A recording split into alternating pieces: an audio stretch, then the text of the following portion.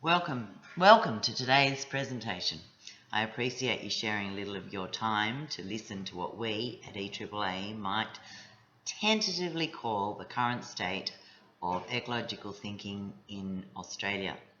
My name is Sue Hill and I am a final year student of the Bachelor of Ecological Agriculture, and I contribute to the Ecological Agriculture Association of Australia, EAAA, as a board member. I grew up catching frogs and dodging red bellyback snakes, funnel webs and bushfires on the edges of Ku-ring-gai National Park way back when.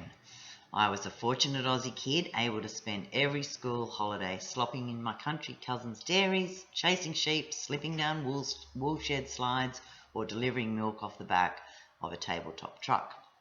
I shared these wonderful country experiences and many, many more with my own children, and in time transformed to a farm for a decade for myself. With this moss gathering sequence of events, I now live back in the city, but my focus is on encouraging others to perceive life as an holistic event. Anyway, that's me. Back to you and why you are here today.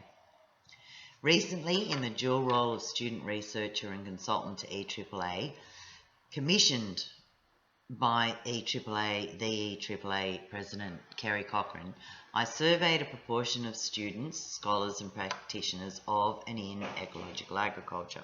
72 respondents told us what they thought. The survey comprised 10 non-compulsory questions themed: 1. Occupation, 2. Professional development, 3. Feedback on current EAAA activity and its future direction. I'll come back to this.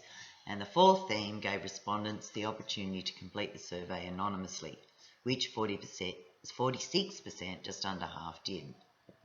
The crux of the survey was twofold: identify where current students, Charles Sturt alumni, scholars and practitioners are located geographically, and, most importantly, gauge, by vote, support for establishing a professional body, that is, an Australian Institute of Ecological Agriculture. Currently in Australia there's no such body or chapter within existing professional organisations relevant to the philosophies and practice of ecological agriculture. The Ag Institute, while existing in the field, is focused on conventional agricultural practices, and we believe an unsuitable home for those of us practicing a holistically driven approach to growing our food and fibre. This proposal aims to address this niche, functioning as a professional umbrella to the diverse and active groups advocating for the same goal: nutritious and honest food and fibre, grown from organically enriched soils in harmony with the unique environment and communities from which they bloom. And all is delivered ethically. These are the results of the survey. There are 7 key findings. 1. 70% of respondents are involved with ecological agriculture in their workplace or communities of practice. Predominantly, connections are through ecological, organic, regenerative, biological and or agroecological practices and networks. Respondents who weren't worked in government, the arts, or were retired. Of those who have invested in the ecological journey, number 2, 81% are satisfied they utilise this knowledge. This means they are sharing a valuable asset once its journey is embarked upon, and that people propagate and sustain its praxis by creating and harnessing opportunities. Number 3, more than half, 52%, of all respondents do not belong to a professional body. Of the 48% who do subscribe, 36 associations were identified.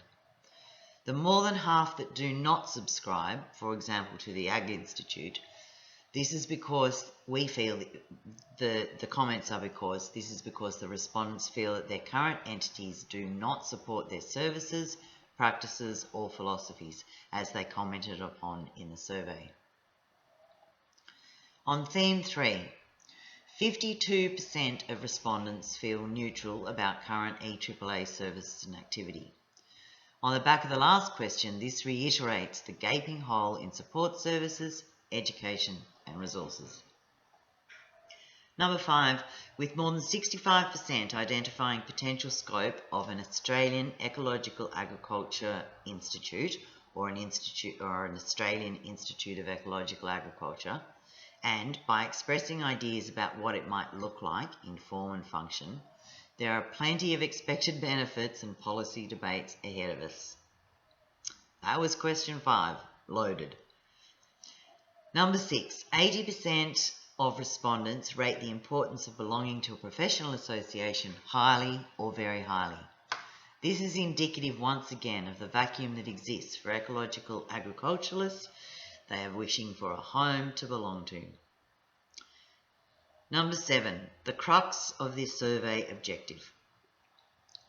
Nearly 2/3, 61%, support via a vote to create a new Australian Institute of Ecological Agriculture. In a nutshell, feedback from the survey is a valuable tool from which current EAAA purpose, form and function can springboard us all into the future. 7 of the 10 questions accommodated comment, so much qualitative data remains to be explored. That said, overwhelmingly, the complexity that ecological thinking, simply holistic thinking, abounds in our human communities, evidenced through the survey, and we deserve a home, an entity reflecting and supporting that. As a result of this research, a number of recommendations are considered. I leave you now with 5. The first, develop an integrated model of vision, philosophy and structure. A model that welcomes and supports the disparate groups, organisations and individuals practising and advocating ecological agriculture. The second, develop a formal business plan, setting out the what, when, where, why and how we establish this new Australian Institute of Ecological Agriculture. The third recommendation, we seriously need to refine and articulate a 10-second elevator pitch. A succinct and compelling story that in 10 seconds espouses our USP, our unique selling position. So that if we're ever caught riding in a lift with a prospective supporter, and they are all around, hiding or overt, any of us can describe our collective passion. The fourth, resources and knowledge sharing. We need to work towards intensifying efforts to share ecological resources, eco-literacy, and knowledge with those who are interested already, those who are practicing, and those who are seeking to practice in the future. Components of this activity would be through workshops, seminars, consultants, and local community activity. Finally, the fifth recommendation, spreading beyond our current capacities. As per the report, we need to enlist and build media alliances. For example, develop relationships with ABC Lifeline, SBS, lifestyle channels, Aurora, and newspaper, magazine, and niche journalists. This objective is to share and promote eco-literacy, drive traffic to our website, blog, and social media spaces, and let those practicing, farming, and teaching know that they are supported. So, from frogs to farms to the future, the message of this research is to collectively move.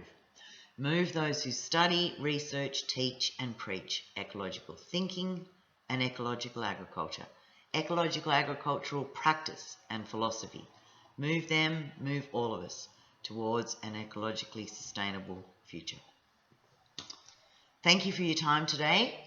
If you would like further information, you can contact me at any time by dropping me an email. My name's Sue, and I am so grateful that you've been here today.